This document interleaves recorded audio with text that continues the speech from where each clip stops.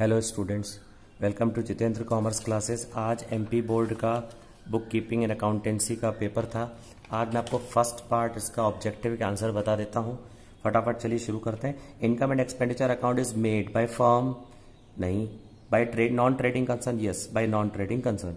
Access और actual profit और normal profit is called. हमको पता है कि एक्चुअल प्रॉफिट अगर नॉर्मल प्रॉफिट से ज्यादा होगा तो डिफरेंस क्या होता है, super profit. A and B share profits and loss in the ratio of 3:1। तो C is admitted for partnership for 1/4। तो देखिए सी का एडमिशन हुआ है और उसको 1/4 मिल रहा है। तो ए और बी ने कितना सेक्रीफाई किया, तो अंडरस्टूड है सी को हम कितना दे रहे हैं, 1/4 दे रहे हैं।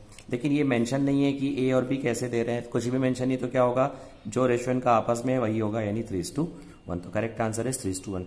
जब रिटायरमेंट होता है तो रिटायरिंग पार्टनर को हम क्रेडिट करते हैं, क्योंकि रिटायरमेंट के समय रिटायरिंग पार्टनर को पेमेंट किया जाता है। तो क्या पेमेंट किया जाएगा, गुडविल। तो इसमें कंफ्यूजन हो सकता है बच्चों को, his share of goodwill, goodwill of the firm, share of goodwill of remaining partner, none of these.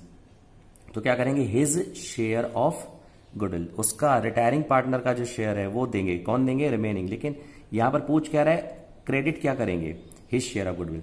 The accumulated profits and reserves are transferred to. Accumulated profit और रिजर्व किसको मिलता है, पार्टनर्स को मिलता है। उसका पेमेंट थोड़ी होता है रियलाइजेशन अकाउंट की। रियलाइजेशन अकाउंट में तो आउटसाइड लाइबिलिटीज होती है जिसका पेमेंट किया जाता है। तो प्रॉफिट और रिजर्व आउटसाइडर को थोड़ी दिया जाता है, प्रॉफिट और रिजर्व किसको दिया जाता है, पार्टनर्स को दिया जाता है। जिसका करेक्ट आंसर है option second, partners capital account. Next, अब आते हैं answer in one word question. ये भी बहुत आसान है। By which accounts help the income and expenditure account is prepared.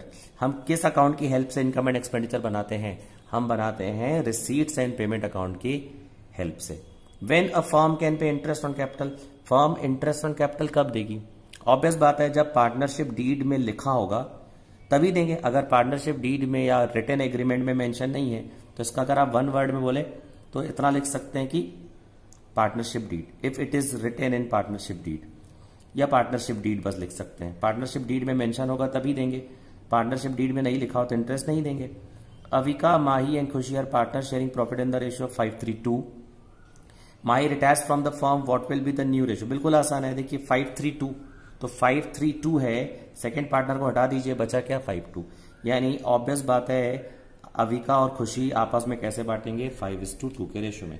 Insolvent of all the partners leads to which type of dissolution, किस type का डिसोल्यूशन है, कंपलसरी। अगर सभी पार्टनर इंसॉल्वेंट हो जाएंगे तो कंपलसरी में क्या करना पड़ेगा, फर्म को बंद करना पड़ेगा।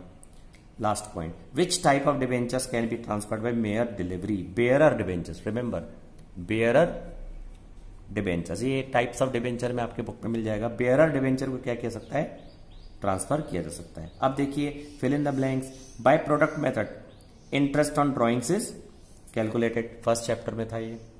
On the admission of a new partner increase in the value of asset is credited. Asset की वैल्यू बढ़ती है तो क्या एंट्री होती है, एसेट की वैल्यू बढ़ती है तो एसेट अकाउंट डेबिट।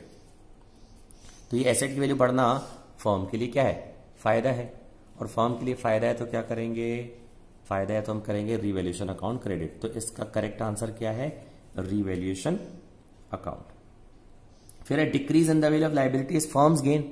लाइबिलिटी की वैल्यू कम होना फर्म के लिए क्या है, गेन है।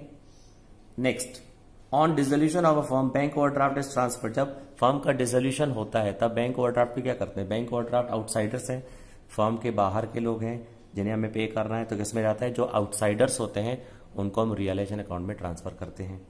The ideal current ratio is, ideal current ratio is 2:1। चलिए अब मैच द फॉलोइंग में आते हैं, बहुत आसान है भी। ओनली इंडिविजुअल्स, ओनली इंडिविजुअल, अब इंडिविजुअल क्या है, कैन बिकम अ पार्टनर। तो इसका आंसर है पांचवा, ए का पांचवा। और ए के बगल में मैं लिख सकता हूं यहाँ पे 5, और 5 के बगल में मैंने ए लिख दिया आप लोगों को समझाने के लिए। फिर the gaining ratio, gaining ratio क्या होता है, न्यू रेशियो जब ज्यादा होता है किससे, ओल्ड रेशियो से। तो इसका आंसर है बी का फोर्थ, बी का हो गया fourth. The assets are shown in realisation account at book value, तो इसका हो गया सी का 1, first number. Purchase of fix asset क्या है, इन्वेस्टिंग एक्टिविटी यानी second. Discount on issued debenture क्या है, फिक्टिशियस एसेट यानी तीसरा नंबर पॉइंट। बहुत इजी था। Receipt and payments account is summary of all capital receipts and payment. हमको पता है रिसीट एंड पेमेंट अकाउंट में हम रिसीट साइड में रेवेन्यू रिसीट भी लिखते हैं, कैपिटल रिसीट भी, और पेमेंट साइड में हम दोनों रेवेन्यू एक्सपेंडिचर भी लिखते हैं, कैपिटल। लेकिन यहां पर क्या लिखा है, all receipts, all capital receipts and payment. False. A change in partnership agreement amounts to reconstitution. Yes, जब हम एग्रीमेंट में चेंजेस लाते हैं तो नया एग्रीमेंट बनाना पड़ता है, और नया एग्रीमेंट बनाना ही क्या है, रिकॉन्स्टिट्यूशन, क्योंकि पार्टनर्स का आपस में रिलेशन चेंज हो गया। पहले जो उनका रेशो था अब वो रेशो खत्म, अब नया रेशो होगा, लेकिन फर्म कंटिन्यू चलती रहेगी। Retiring partner, deceased partner may be paid in one lump sum और इंस्टॉलमेंट विद इंटरेस्ट। सीधी सी बात है, जब पार्टनर फर्म से रिटायरमेंट होगा तो उसने जो फर्म में पूंजी लगाई थी, कैपिटल लगाई थी, वो उसको लौटाएंगे। इकट्ठा लौटाएंगे तो पूरा पैसा दे सकते हैं, किसी भी तरह का इंटरेस्ट नहीं देना पड़ेगा। लेकिन अगर हम पैसा पूरा नहीं लौटा पा रहे हैं या कुछ लौटा रहे हैं कुछ नहीं लौटा रहे, तो बाकी पैसा विद इंटरेस्ट देना पड़ेगा। यानी दोनों बातें से लमसम भी लौटाया जाता है और इंस्टॉलमेंट में, और इंस्टॉलमेंट में अगर लौटाते हैं तो क्या देना पड़ता है, interest.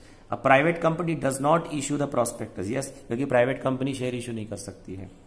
Debenture holder is also called share holder of a company. ना, डिबेंचर होल्डर क्या है, कंपनी के लिए क्रेडिटर होते हैं। शेयर होल्डर तो वो लोग होते हैं जिन्होंने शेयर खरीदे, तो यह है फॉल्स। तो बहुत ही इजी था ऑब्जेक्टिव, और ये जो पेपर है इसको मैं आपको थोड़ी देर में पूरा सॉल्व करके इसका सोल्यूशन आपको फॉरवर्ड कर रहा हूं। Stay tuned.